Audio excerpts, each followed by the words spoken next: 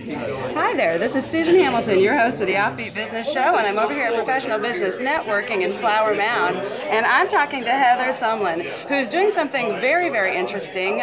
She has taken mental issues a lot more seriously and helping us develop some toughness in this area. Heather, tell us what's going on with your business. Tell us a little bit about it. Well, we work with athletes and business professionals to help them control their mind under pressure for a competition. We're all competing in something. Absolutely. And so we're helping them to be able to live up to their potential under pressure. That's wonderful. So tell me, gamification techniques are very popular today. Are you using any of those? I'm not familiar with gamification. Turning it into the game of the competition.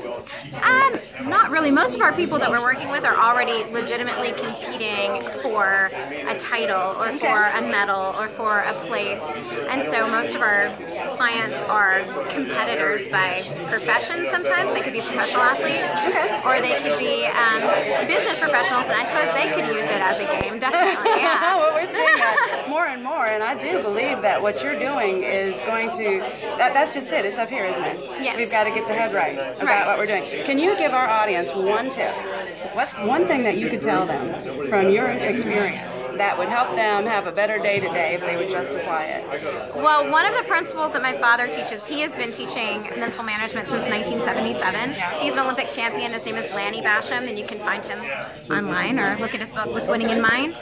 But one of Winning in Mind. With Winning in Mind. Right. It's on Amazon or on mentalmanagement.com, either way.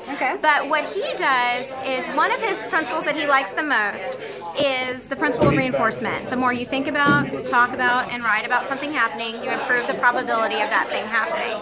So I guess my number one piece of advice would be to encourage you to think about and talk about and especially write about what you want to have happen and not what you don't want to have happen. So that's a really small little piece of advice, but most of us think about, talking about, write about what we don't want. Exactly. And we attract that, don't we? We do. Yeah. We do, and we tend to be around other people that do the same thing. So turn it around and be around people who are positive, motivated, and headed somewhere, and maybe you'll go somewhere too. Friends, that is good advice. Now, if they want to learn more about you, Heather, what's the name of your website and how can they find you? Mentalmanagement.com is the easiest way to find us.